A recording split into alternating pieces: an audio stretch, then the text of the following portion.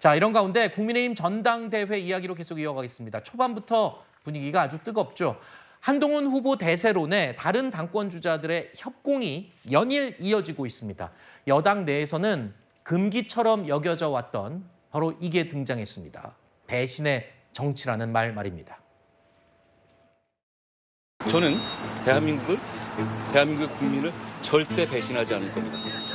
제가 배신하지 않아야 할 대상, 정치인이 배신하지 말아야 할 대상은 대한민국과 대한민국의 국민입니다. 배신 정치 이런 논란이 자꾸 많이 있는데요. 다른 것이 아니라 이번 전당대회는 결국 당을 살리고 당을 구하는 전당대회가 되어야 되고 그런 과정에서 본인이 어떤 주인공이 되어야 되는 당대표가 되어서는 안 된다고 생각을 합니다. 자신을 20년 동안 키웠던 그런 은혜에 대해서는 인간관계에 대해서는 하루아침에 이것을 배신해도 되는 겁니까? 인간관계를 하루아침에 배신하고 당원들을 배신하고 당정관계를 충돌하면서 어떤 신뢰를 얘기할 수 있다는 건가요? 가장 중요한 것은 신뢰입니다. 현재 권력 대 미래 권력의 이 싸움이 친박 비박을 능가하는 훨씬 파탄의 관계가 될까 봐 제가 우려하고 자, 당권 주자들이 일제히 얘기하고 있는 이 배신의 정치. 이거는 지금 아픈 곳을 하나를 딱 짚고 있습니다. 바로 윤 대통령과 한동훈 후보와의 관계, 윤한 갈등을 짚고 있는 건데요. 이런 윤한 갈등이 향후 국민의힘 내부에서 분열의 씨앗이 될 것이다. 이런 우려 섞인 목소리가 그 핵심입니다. 파탄난 신뢰관계가 회복하려면 사심보다는 국가나 당의 이익을 좀 우선해야 되는데 실질적으로 지금 대선 후보를 바로 가려는 생각이 굉장히 강하고 그런 생각 때문에 다시 당대표에 나온 것으로 알고 있는데요. 그렇다면은 그 신뢰관계, 파탄난 신뢰관계가 회복되기도 어렵겠구나. 충격받은 사실이 있습니다. 신뢰에 바탕한 약속 대련이나 쓴소리는 둘째치고 대화 자체가 총선 이후에도 한 번도 없었고 비대위원장 100일 동안에도 의미 있는 대화가 단 한 번도 없었다. 소통은 전무하고 신뢰는 바닥 내지는 일단 잠정적으로 끝나 있고.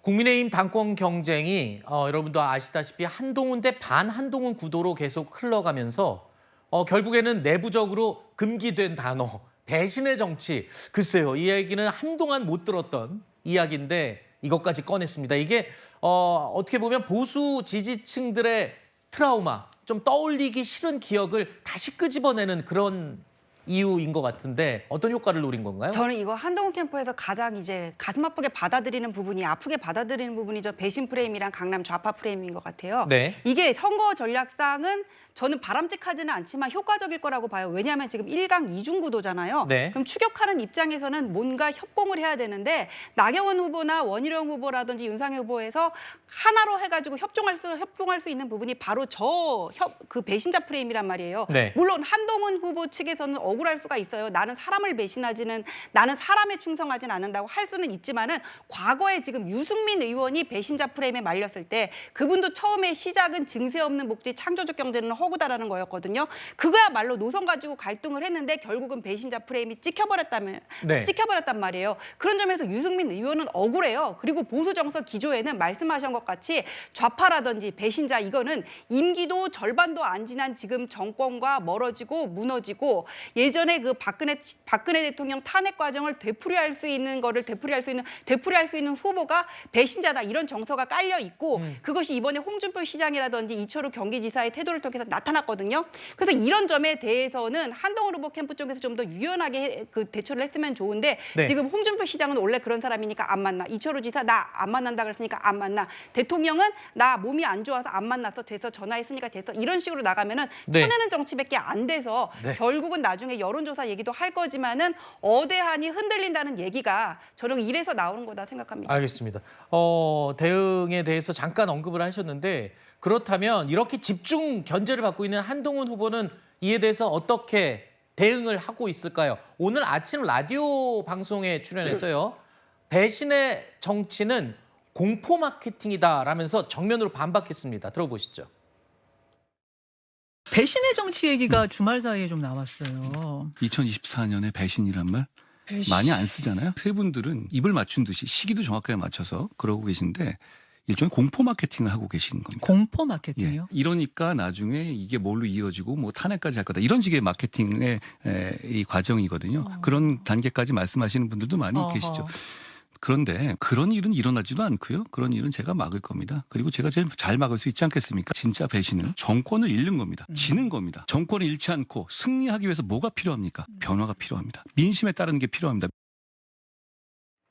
공포 마케팅은 주로 보험회사들이 많이 쓰는 방법이죠. 그리고 또 한동훈 후보가 공한증이라는 말까지 또 인용을 했습니다. 공한증, 원래는 이것도 중국이 우리 한국 축구를 무서워하는 그 증상을 공한증이라고 했었는데 여기 또 인용이 됐어요. 그러니까 공포스럽고 공포를 이용해서 지금 뭔가 마케팅을 하고 있다. 어떻게 들으셨어요? 그러니까 저는 지금 한동훈 후보를 제외한 다른 후보들이 그러니까 배신의 정치 프레임으로 이제 한동훈 후보를 공격하고 있는 건데 저는 여기에 맞대응을 뭐 공포 마케팅이다 뭐 이렇게 그 배신자론의 프레임에 갇혀서 대응을 하면 안 된다고 봅니다. 그러니까 사실은 배신자론 이야기 나오려면 한동훈 후보 입에서 나와야 될 이야기는 저 윤석열 대통령 배신하지 않겠습니다. 이 한마디거든요. 네. 근데 그 한마디는 듣고 싶은 말은 그 말인데 그 말은 못하고 다른 이야기를 하면 할수록 계속 약간 수렁에 빠지는 기분이에요. 그러니까 네. 한동훈 후보 같은 경우에는 이 배신자 프레임에 어쨌든 이제 뭐 네거티브 그 공격이라고 할 수도 있는데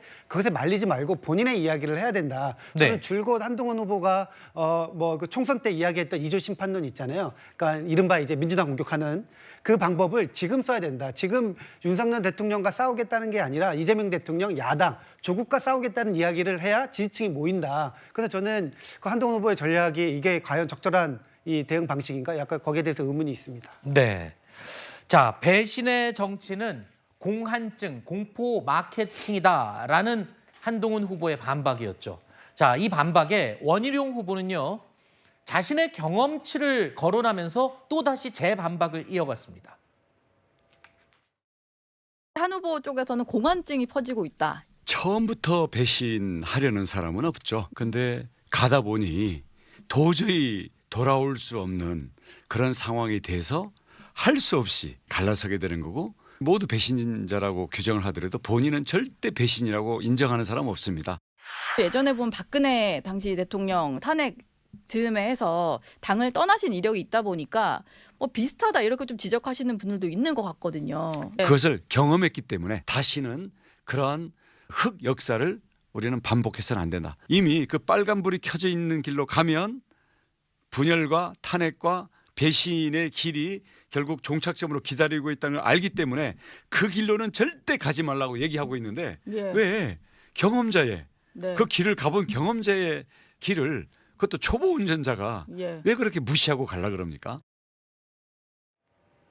자, 저 두 사람이 과연 총선 때 어깨동무하고 그렇게 친했던 분인가 싶을 정도로 요즘 굉장히 각을 세우고 있는데 과거에 박근혜 전 대통령의 탄핵 당시 경험을 원 후보가 이야기를 합니다. 그러면서 내가 정치 선배로서 지금 조언을 해주는 거야. 이런 식의 모양새를 취하고 있거든요.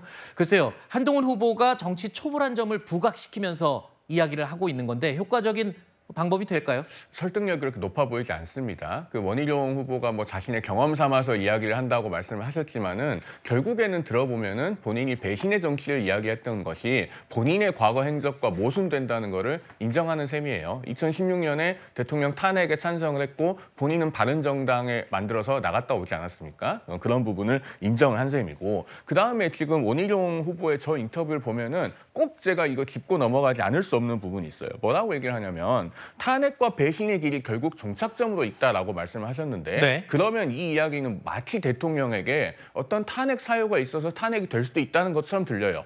여당 후보가 절대로 해서는 안 되는 말이거든요. 네. 저런 이야기는 그 이번 전당대회에서 절대로 나와서는 안 되는 말이고 저분이 과연 소위 친윤이라고 불리는 후보가 맞는가? 오히려 제가 봤을 때는 반윤 후보나 할 법한 이야기가 아닌가 하는 생각이 듭니다.